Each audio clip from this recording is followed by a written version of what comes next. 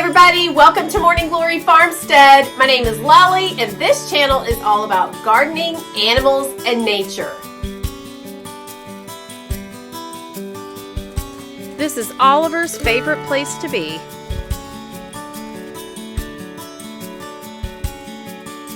Pickle was abandoned at 2 weeks old outside of a CVS dumpster, and I found out he had been crying for days, and everybody in the CVS drive-thru knew he was under there and nobody helped him.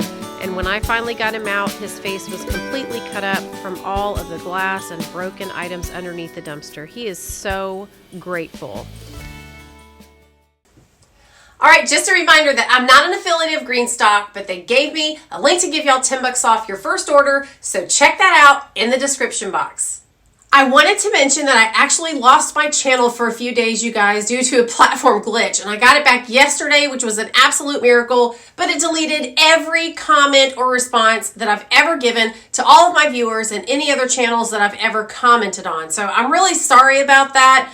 But they weren't even sure that I was going to get my channel back, so I'm super grateful that I have it back. I just wanted to mention it because it really looks like I don't respond to any of my viewers. So my goal was to do all of my recording outside today, but it's freezing and the wind was so fierce that there was no way the audio would have come through.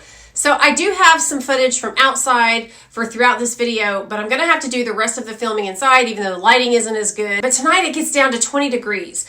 And so today I harvested quite a bit of lettuce and greens. I got rid of all the damaged or dead leaves so that I can add some worm castings to the top, which I have not done in months. Now, I've got a few things that are starting to look like they're wrapping it up probably for the season, and a little volunteer bok choy plant is flowering right now. But I figure if some of the greens are still going to keep producing, I might as well give them a boost. They've worked so hard, and I was going to add the worm castings today, but again, it was cold. So I froze, and my body said, forget it.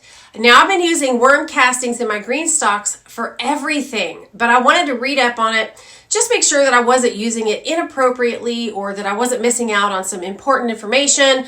So I'm going to take you with me outside in a minute while I'm harvesting and pruning, while I share about some of the things that I've read about regarding worm castings. Now, my ultimate goal down the line is to have my own worm farm.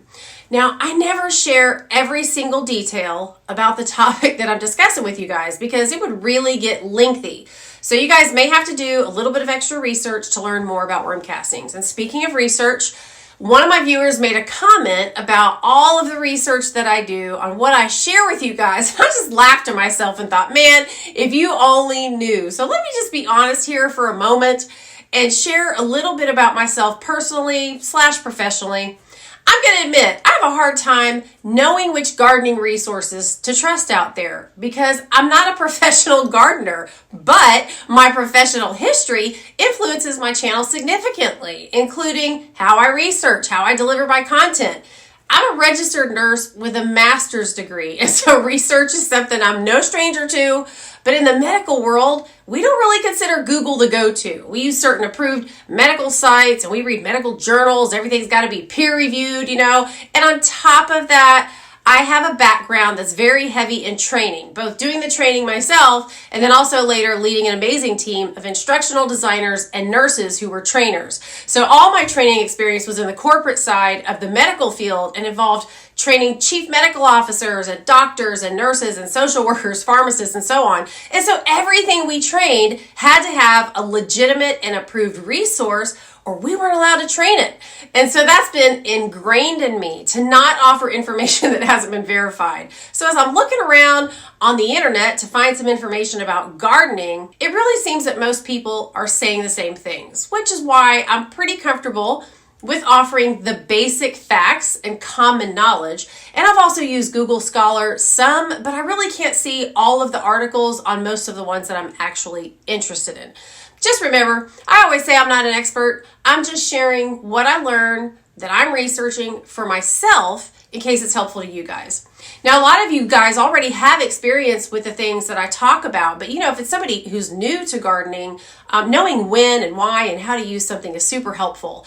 I did get a little excited, I'm not going to lie, when I found an article that had a link to a scientific meta-analysis, which you guys may not care about at all. But the bottom line is it showed that worm castings had a significant impact on plants. And I'm going to mention those when I get to the pros section of this video. And I'm going to link a couple of interesting articles that I found in the description box and in the Facebook group, Morning Glory Farmstead Community Garden. All right, let's talk about what worm castings are and a few pros and cons while I'm working on my GREENSTALK a little bit.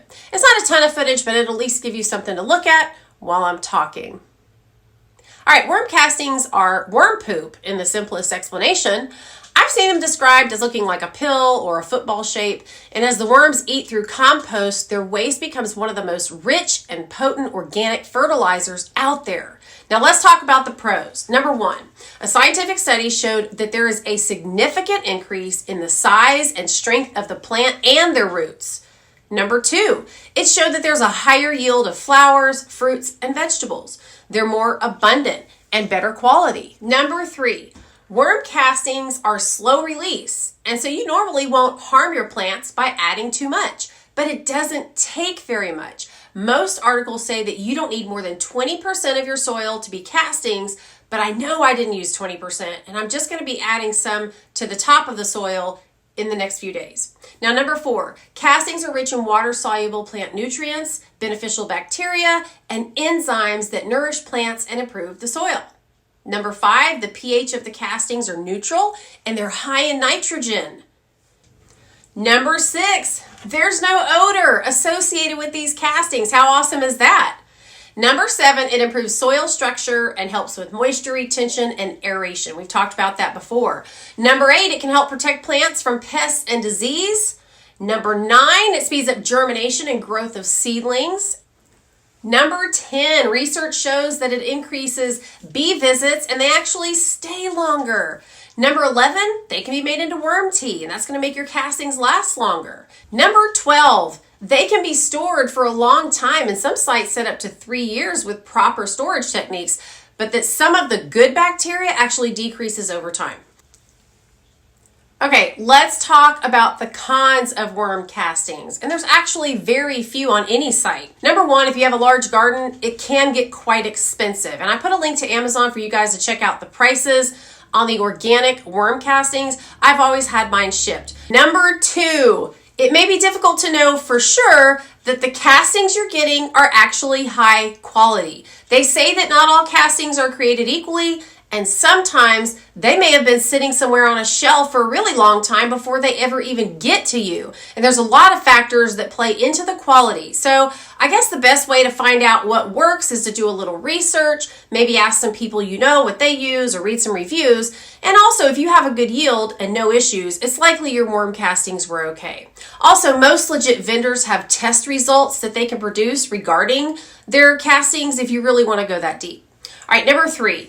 There's times when they might be in short supply, so it's best not to wait until the last minute to go get them. Number four, if you decide to have your own worm farm and create castings, if you don't do it right and get everything balanced, there is definitely a yucky odor. All right, guys, I hope this was helpful, and don't forget to check out the Amazon link in the description box and the GREENSTALK link if you haven't bought one yet and it's your first one, and then head on over to the Facebook page that I've linked in the description box for Morning Glory Farmstead Community Garden.